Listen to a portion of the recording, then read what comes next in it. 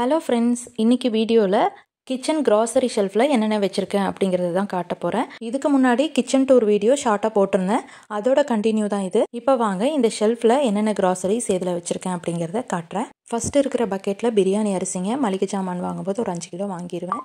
பக்கத்தில் இருக்க பக்கெட்டில் பச்சரிசி மாவு, பச்சரிசியை காய வச்சு அரைச்ச மாவு தான். 6 மாதத்துக்கு மேலே ஆச்சு இந்த மாவு அரைச்சி புட்டு செய்யும்போது எடுத்துப்பேன்.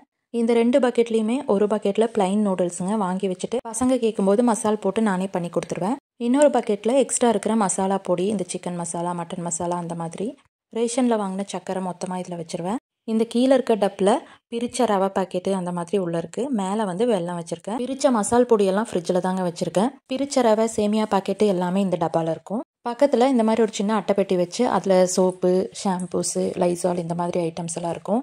சில்ட்ரன்லன்னு கிடைக்கிற ₹1 ஷாம்பூஸ் அந்த மாதிரி கூட அதில் இருக்கும். அது ஏதாவது சிங்க்கு கழுவுறதுக்கோ இல்லை ஏதாவது துணி அலசறக்கோ கூட யூஸ் பண்ணிப்பேன். கீழே இருக்கிற பிளாஸ்டிக் பாட்டில்ஸ் எல்லாம் ஆன்லைனில் ஆர்டர் பண்ணி வாங்கினது. அதில் ஃபஸ்ட் ஜாம் வச்சுருக்கேன். பக்கத்துலேயே இந்த எண்ணெயில் ஒரு 100 செம்பருத்தி பூ போட்டு காய்ச்சி வச்சுருக்கேன் தலைக்கு தேய்க்கிறதுக்கு.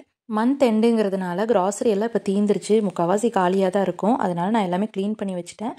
வாங்கிட்டு வந்து அப்படியே ஸ்டோர் பண்ணி வச்சுக்க வேண்டியது தான். ஜாம் எப்போவுமே வீட்டில் இருக்கும். ப்ரெட்டு, சப்பாத்தி செஞ்சுட்டா பசங்க ஜாம் போட்டு சாப்பிட்றதுக்கு ரொம்ப விரும்புவாங்க. குருமிளகெல்லாம் நானே அரைச்சி பொடி பண்ணி வச்சுப்பேன். இதெல்லாம் தீந்துருச்சு இப்போது. குருமிளகு எங்கள் ஊர்லேருந்து கொண்டு வந்து ஸ்டோர் பண்ணி தான் வச்சுருக்கேன். மறுபடியும் அரைச்சி போட்டு வைக்கணும். பின்ன இந்த மஞ்சத்தூள், ஜீரகம் இதெல்லாமே வந்து கடையிலேருந்து வாங்கிட்டு வரணும். எனக்கு முடிஞ்ச அளவுக்கு இந்த ஜார்ஸ் யூஸ் பண்ணுறது ரொம்ப பிடிக்கும். அதனால இந்த ஸ்பைசஸ் எல்லாம் ஜாரில் போட்டு வச்சுருக்கேன். ஒன்றில் பார்த்தீங்கன்னா ஸ்பைசஸுங்க, இன்னொன்றில் கடுகு, உளுந்தம்பருப்பு, கடலைப்பருப்பு இதெல்லாம் போட்டு வச்சுருக்கேன்.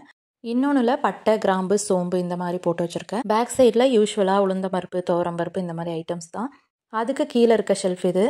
இங்கே பார்த்தீங்கன்னா இந்த ஜாரில் மீதி சில்லறை கிடைக்கும் இல்லைங்களா, காயின், இந்த ₹10, ₹20 நோட்டு, இதெல்லாம் நம்ம அங்கங்கே அப்படியே போட்டுருவோன்ட்டு இங்கே ஒரு ஜார் வச்சு இதில் தான் போட்டுக்கிறது. இதில் வந்து ஃபில்ட்ரு காஃபி பொடி, இதெல்லாம் ஊர்லேருந்து எடுத்துகிட்டு வந்தது. இதில் உப்பு, அடுத்த ஜாரில் புளி. கிராசரி ஏதாவது தீந்துருச்சுன்னா இந்த நோட்டில் எழுதி வச்சுப்பேன். இது வந்து செக்கில் ஆட்டின கடலெண்ணெய், நல்லெண்ணெய். தோசை, ஆப்பம் ஊற்றுறதுக்கெல்லாம் தேவைப்படுற எண்ணெய் இந்த மேலே இருக்க சம்படத்தில் இருக்குது. நான் வந்து ரொம்ப ஒரு இயற்கை விரும்பி.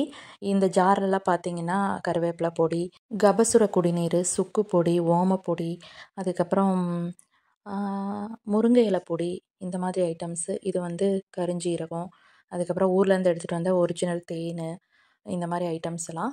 இது விளக்கெண்ணெங்க. கொசுபத்தி நான் அதிகமாக பற்ற வைக்க மாட்டேன், எனக்கு சேராது. இருந்தாலும் ரொம்ப முடியாத பட்சத்துக்குன்னு வாங்கி வச்சுருக்கேன். பக்கத்தில் இருக்க குட்டி பாட்டில்ஸ்லாம் இந்த ஏலக்காய் பொடி, ஊறுகாய் இந்த மாதிரி ஐட்டம்ஸ் தான் எல்லாமே. அதுக்கும் கீழே இந்த பெரிய ஃபஸ்ட்டு பக்கெட்டில் அரிசி வச்சுருக்கேன், சாப்பாடு வடிக்கிற அரிசி. அதுக்கு மேலே பார்த்திங்கன்னா கோதுமை மாவு வாங்கிட்டு வந்து பிரித்து இதில் ஸ்டோர் பண்ணிப்பேன். இந்த ஜாரில் வரமிளகா, பின்னாடி சீலிங் மிஷினு, பிரித்த கிராசரி பாக்கெட்டெல்லாம், ஸ்நாக்ஸ் பாக்கெட்டெல்லாம் வேணும்னா அதில் சீல் பண்ணிக்கிறது. இதில் வந்து ஸ்நாக்ஸ் தான் வச்சுருக்கேன் ஃபுல்லாக. இந்த 10லங்கிறதுக்காக இந்த பிஸ்கட் பாக்கெட் மேலே இருக்குது. அதுக்கு கீழே இருக்கிற பக்கெட்டில் அதுக்கும் கீழே பச்சரிசி இருக்குது. இட்லி தோசைக்கு ரேஷனில் வாங்கின பச்சரிசியும் புழுங்கலரிசியும் தான் சேர்த்துப்பேன். அதுக்காக இந்த பக்கெட்டில் இப்படி வாங்கி போட்டு வச்சுட்டேன். பக்கத்தில் இருக்கிற இந்த டைனிங் ஹால் ஷெல்ஃபில் பெருசாக எதுவும் வைக்கல, கொஞ்சம் நீட்டாக இருக்கட்டுமேனு நான் இந்த ஊர்லேருந்து கொண்டு வர ஆர்கானிக் திங்ஸ் எல்லாம் இங்கே வச்சுருக்கேன். பக்கத்துலலாம் கொடுத்துட்ருக்கிறதுனால இதை நான் இப்படி அடுக்கி வச்சுட்டேன். நான் கொஞ்சம் நேச்சுரலாக திங்ஸ் யூஸ் பண்ணணும், சாப்பிட்றதாகட்டும், நம்ம யூஸ் பண்ணுற காஸ்மெட்டிக்ஸ் ஆகட்டும், எந்த ஊருக்கு போனாலும் அங்கே ஏதாவது வாங்கிட்டு வந்துடுவேன். இதெல்லாம் வந்து நாங்கள் ஊட்டியிலேருந்து எடுத்துகிட்டு வர tea, coffee powders, eucalyptus oil இந்த மாதிரி. இவ்வளோ தான் ஃப்ரெண்ட்ஸ். இந்த வீடியோ உங்களுக்கு பிடிச்சிருந்ததுன்னா மறக்காமல் சேனலுக்கு ஒரு சப்ஸ்கிரைப் பண்ணுங்கள்.